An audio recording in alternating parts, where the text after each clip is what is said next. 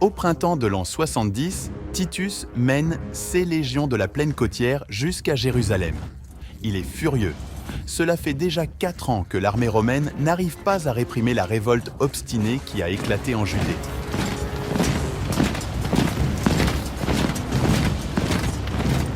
Les Juifs luttent avec détermination pour chaque parcelle de terrain. Même le chef commandant adulé, Vespasien, le père de Titus, n'a pas réussi à les vaincre. Maintenant, c'est au tour de Titus de prendre le commandement de cette campagne militaire. Il dispose de la machine de guerre la plus puissante du monde, des dizaines de milliers de légionnaires, entraînés et équipés du meilleur armement, d'engins de siège sophistiqués et d'une artillerie mortelle. Face à l'armée colossale de Rome, se dresse une petite force de combattants déterminés à se battre pour leur liberté jusqu'à la dernière goutte de leur sang. La dernière bataille de la grande révolte contre les Romains commence. Ce sera une bataille inoubliable. Dans l'obscurité de la nuit, Titus déploie ses soldats de 3 côtés en direction de Jérusalem. À l'aube du 14 Nissan, veille de Pessah, les habitants de Jérusalem se réveillent face à une vision terrifiante. 60 000 soldats romains avides de guerre encerclent la ville de toutes parts. Ce n'est que maintenant, alors que les Romains sont aux portes de la ville, que s'avère l'ampleur du désastre causé par la guerre civile qui a fait rage dans la ville. Dans les affrontements entre les différentes factions, des quartiers entiers de Jérusalem ont été détruits. Des entrepôts de nourriture qui auraient pu fournir des provisions essentielles en temps de combat et de siège ont été réduits en cendres. Et il ne reste plus rien. Trop tard, les rebelles unissent leurs forces contre le véritable ennemi. Ils compenseront leur manque d'armes et de soldats par un courage et une audace sans bornes. Les Juifs prennent l'initiative et réagissent rapidement. Ils attaquent les Romains avant même qu'ils aient eu le temps de se mettre en place. Pris par surprise, les Romains se dispersent dans toutes les directions. Titus lui-même échappe de justesse à la mort. Avant même que les Romains ne reprennent leurs esprits, les Juifs se sont déjà repliés derrière les imposantes murailles de Jérusalem. Ces murailles constituent justement le principal problème de Titus. Jérusalem est située sur une colline et entourée de 3 murailles fortifiées, chacune plus solide que l'autre. Pour franchir un tel obstacle, Titus doit construire d'immenses remblais de terre atteignant la hauteur de la muraille, pour y faire hisser les tours de siège et les catapultes pour la brisée. Au cours de fouilles archéologiques sur le site de la mission russe à Jérusalem, des vestiges de la 3e muraille ont été découverts, la muraille extérieure de la ville antique. Nous avons trouvé des preuves de cette bataille. Nous avons découvert plus de 70 pierres de baliste, juste à la ligne de front de la muraille. Ce qui nous permet de comprendre qu'il s'agissait d'un champ de bataille. La quantité et la densité des pierres de baliste, ainsi que leur emplacement, témoignent du combat qui a eu lieu ici, à l'époque romaine d'après les tessons de poterie. Tout cela nous permet donc de déduire qu'il s'agit bien d'un segment de la 3e muraille par lequel les Romains ont pénétré dans Jérusalem. Avec cette énorme pierre de baliste, les soldats de Titus ont bombardé les combattants juifs. Ils ont ainsi garanti que la construction des remblais de terre ne serait pas interrompue. Chacune de ces pierres pesait environ 26 kg et volait à une vitesse de dizaines de kilomètres par heure. Quand une pierre s'écrase sur la muraille, il vaut mieux ne pas être là. Sous une lourde couverture d'artillerie, les béliers montent à l'assaut de la muraille et la frappent. Le bruit est assourdissant. Le plus grand bélier a reçu le surnom de Nikon, le vainqueur. Il est le premier à percer la muraille.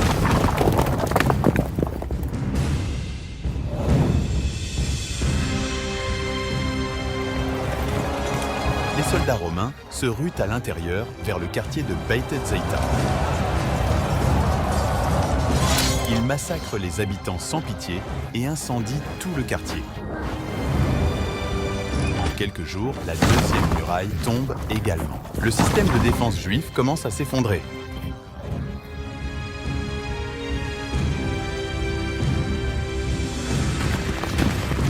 Titus dirige ses troupes vers la muraille intérieure, la plus solide de Jérusalem, la première muraille. Il concentre ses principaux efforts ici, en face de la forteresse Antonia. L'Antonia est la forteresse la plus grande et la plus puissante de Jérusalem. Elle a été construite par Hérode au nord du mont du Temple afin de contrôler le Temple. La stratégie de Titus est bien calculée. Une fois que l'Antonia tombera, le Temple tombera. Quand le Temple tombera, les Juifs perdront tout espoir et Jérusalem tombera enfin entre ses mains. Mais rien ne l'avait préparé à ce qui se passe maintenant. Dans une action audacieuse, les soldats de Yohanan du Gush Ralav parviennent à creuser un tunnel sous le remblai en face de l'Antonia, à enflammer ses fondations et à l'effondrer sur ses soldats.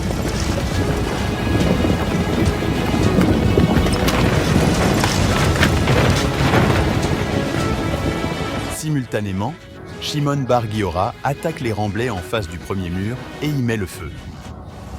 Des centaines de soldats romains sont tués et blessés. D'un coup, l'attaque romaine est stoppée et toute l'armée romaine est repoussée hors de la ville. Ébranlé par cet échec, Titus convoque d'urgence ses commandants et décide de changer de tactique.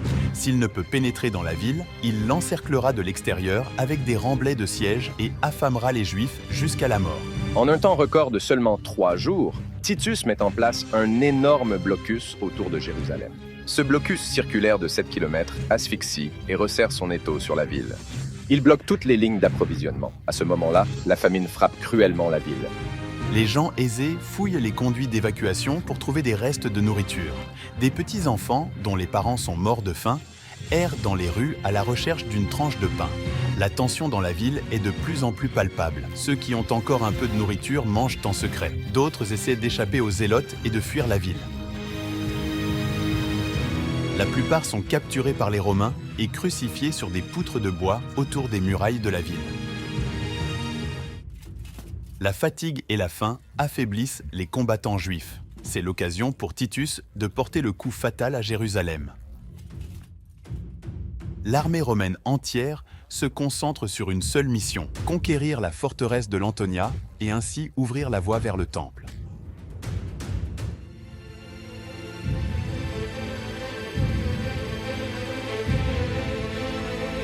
Les Juifs ont essayé d'empêcher la prise du mont du Temple et ont saboté la construction des remblais.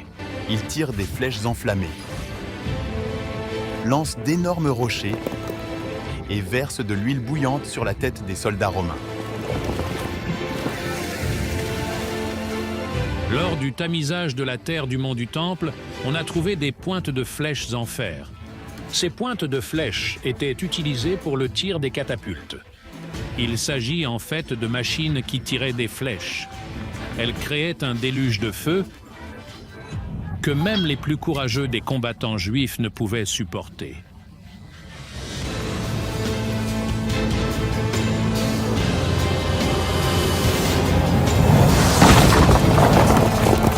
Ce n'est qu'après des combats acharnés que les soldats de Titus parviennent à prendre le contrôle de l'Antonia.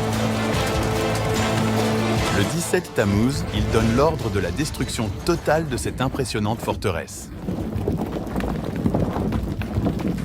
Selon la tradition, ce jour marque la brèche dans les murailles de la ville et est commémoré comme un jour de deuil dans le calendrier juif. Le service dans le temple est entièrement interrompu. Pendant les 3 semaines suivantes, dites Bein HaMetzarim, les Juifs se battent dans des combats sanglants au corps à corps, pour chaque mètre carré dans les cours du temple de Dieu d'Israël. Les béliers font des brèches dans la muraille occidentale du mont du Temple. Des échelles sont adossées à ceux qui restent de la muraille, et les soldats romains envahissent en masse la cour du Temple. Il semble que cette bataille touche à sa fin. Mais ce qui se passe ensuite est inconcevable. Lorsque les Juifs réalisent qu'un danger imminent plane sur le temple, ils ne ressentent plus ni faim ni faiblesse. Des milliers de citoyens, femmes, hommes, vieillards et jeunes, tous ceux capables de prendre les armes, se joignent aux combattants. Ensemble, comme un seul homme, ils attaquent les Romains et bloquent l'accès au temple de leur propre corps. Seul un type d'arme peut faire face au feu de la foi qui brûle dans le cœur des combattants juifs. Les flammes dévorantes des torches. Ainsi, la nuit du 9 Av, Titus envoie met le feu au portail entourant le mont du Temple. En route vers le Temple, les Romains pénètrent à l'intérieur. Ils tuent, poignardent et piétinent quiconque se trouve sur leur chemin.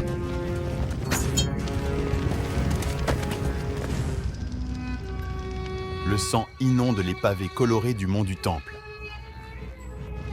Les corps des victimes s'empilent. Les flammes se propagent rapidement et se rapprochent de l'entrée du Temple. Juste avant qu'il ne soit consumé par les flammes, Titus convoque ses commandants pour une ultime délibération. Cette réunion déterminera le sort du Temple. Flavius Joseph raconte que Titus était réticent à détruire le temple, qu'il considérait comme une œuvre humaine majeure. Selon lui, l'incendie a été causé par erreur par un soldat romain qui n'a pas suivi les ordres et a lancé une torche enflammée dans le sanctuaire. Cependant, la plupart des chercheurs ne croient pas que cela se soit passé ainsi. La colère face aux pertes infligées par les Juifs et la conviction que tant que le temple resterait debout, les Juifs continueraient à se battre contre les Romains ont été déterminants. Que cela serve d'exemple. Le 9 Av, en fin de journée, Titus en donne l'ordre. Le lendemain, le 10 Av, ses soldats mettent le feu au sanctuaire. Le temple, qui pendant des siècles avait été une source d'inspiration, de foi, de morale et de justice pour le peuple juif et pour l'humanité entière, est maintenant en flammes. Les cris de douleur des Juifs transpercent les cieux. Titus ordonne également l'incendie de la ville basse. Dans la haute ville, les rebelles continuent de se battre obstinément pendant encore un mois, jusqu'à ce que les Romains la prennent également et l'incendient. Les signes de l'incendie et de la destruction découverts par le professeur Nahman Avigad dans ce qui était autrefois un quartier huppé racontent l'histoire de la destruction totale de Jérusalem. Un témoignage poignant des derniers instants de la ville a été découvert ici. Parmi les décombres et les cendres, un bras coupé d'une jeune femme a été découvert avec une lance à ses côtés. Il semble qu'elle n'a pas eu le temps de fuir vers le dernier refuge des rebelles, les conduits d'évacuation souterrains.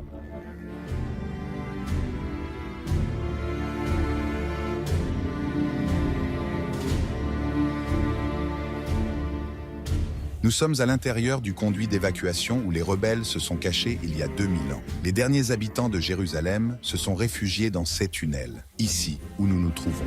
Sans oxygène et plongés dans l'obscurité, ils ont ressenti une peur terrible. Les Romains les ont cherchés et les ont trouvés. Ils ont brisé le plafond du conduit pour pénétrer à l'intérieur avant d'exécuter tout le monde. Parmi les découvertes faites ici, qui témoignent de l'horreur, ce glaive romain a été trouvé. Ce gladius romain a été trouvé sur le sol du conduit. À proximité se trouvaient des pots de cuisson, des lampes en terre cuite et des pièces de monnaie de la révolte avec l'inscription « Pour la liberté de Tzion », deux mots qui exprimaient les derniers sentiments des Juifs cachés qui ont trouvé la mort dans le conduit.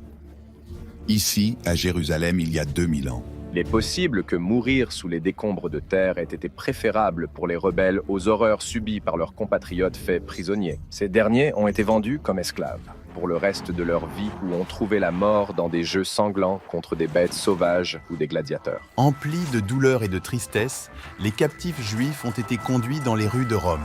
Et sous leurs yeux, le butin pris à Jérusalem, le candélabre en or et les objets sacrés du temple. Rome célèbre sa victoire par des parades triomphales, d'immenses monuments et la frappe d'une monnaie spéciale qui glorifie et immortalise la répression de la Judée.